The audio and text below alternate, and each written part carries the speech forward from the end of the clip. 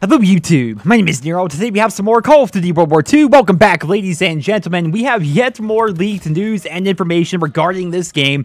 This time it's going to be score streaks, camos, headquarters, prestige mode, and even supply drops, so stay tuned for that. But before we get into that, I would like to cover the Halloween event that has come to Call of Duty Infinite Warfare. Willard Wyler's Halloween Scream is the event. We of course had this information leaked to us a while ago, but it started today. Gesture Warfare is back, weekly giveaways, new Halloween themed supply drop items, boss battles, and zombies. It's all there. The only downside is it's only on Infinite Warfare right now. When we of course had this information leaked to us about a week or so ago, we all thought that the Halloween event was going to be coming to Infinite Warfare, but then also to the other games, right? Because every time they do something to Infinite Warfare, they oftentimes do it to Modern Warfare Remastered and sometimes even Black Ops 3.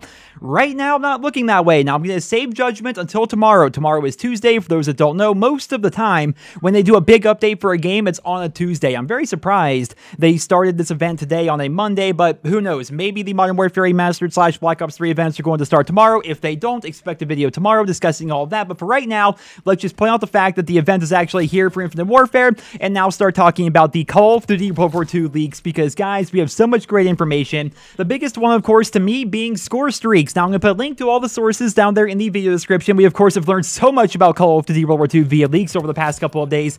The big one would be the score streaks for me personally. We have a list of all the score streaks that are going to be available within Call of Duty World War II, and some of them we're yet to have actually heard about. So we have the Advanced Recon Aircraft, which is going to be like the Blackbird of this game. We have Attack Dogs. We have the Emergency Airdrop returning from Modern Warfare 2. That was a really cool idea for a kill streak, in my opinion. We have the Fire Bombing Run, which is going to probably be like the Napalm Strike from the original Black Ops. And then we have the big one, the one people are really focusing on right now, the V2 rocket. For those that don't know, the V2 rocket in World War II was the world's first long-range guided ballistic missile. That sounds an awful lot like a nuke, if you ask me. It makes a lot of sense, right? It's entirely possible that this is just going to be another one of those fire and forget kill streaks where you target an area of the map and it comes down and blows it up, but we've had so many of them already within Call of Duty World War II. We have the mortar team, we have the artillery, we of course have the glide bomb. We have so many of these kill streaks that just blow up a targeted area that we really don't need to have another one, at least in my opinion. So the V2 rocket sounds perfect for a nuke-style kill streak in this game.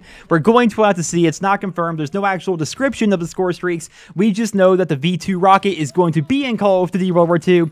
And if you look at Sledgehammer Games' track record, right, of course, they worked on Modern Warfare 3. They made Advanced Warfare. These are games that have a big nuke-style kill streak, and I think Call of Duty World War II is going to be no different. Next up, we have camos. We actually have images of these camos. If you guys want to check them out, once again, link to those down there in the video description. Of course, Sledgehammer Games has said so many times that this game is going to be authentic and isn't going to be crazy. No goofy pink camos. Well, here are some of them. We have a gold camo, we have a diamond camo, a chrome camo, a copper camo. I would argue those aren't necessarily thematically appropriate, but at the same time, we have green spots camo, brown spots camo, palm tree camo, rattlesnake camo, snow camo. There's a lot of them in there, and there's even code strings for camo loot, which essentially means there are going to be at least 5 supply drop camos in the game at launch, and we're going to be talking about supply drops here in a moment.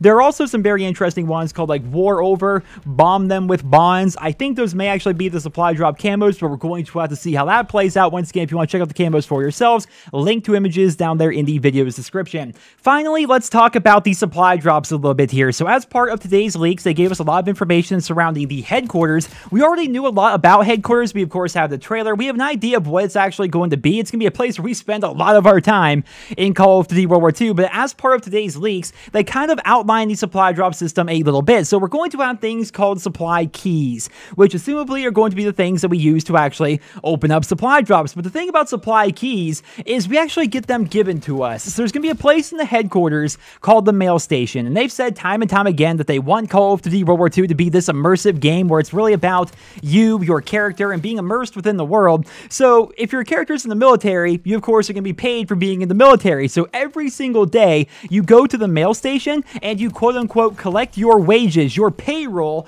from the military, where they actually give you a payment of supply keys. You then use these supply keys actually to open up these supply drops, and in supply drops you can get a new currency, which is going to be armory credits, which are going to be pretty similar to salvage or parts from Infinite Warfare and Modern Warfare Remastered respectively. But the thing about it is you can actually burn your duplicates from supply drops to acquire more armory credits, and also there is a code string that says inventory convert item to armory credit, which suggests to me that we are going to be able to burn items that we don't want and turn it into armory credits. Like, how many times in Modern Warfare Remastered, for example, have you received a shirt or a camo or a calling card or just something you don't want and thought to yourself, man, I wish I could burn this and get whatever it's worth back in parts? It appears we may be able to do something similar to that in Call of Duty World War II, which actually sounds surprisingly fair for a supply drop system in a Call of Duty game. I'm not sure I believe all of this, if I'm being entirely honest, but also, I don't believe Activision. I don't believe Sledgehammer. They keep saying that these supply drops are going to be cosmetic only.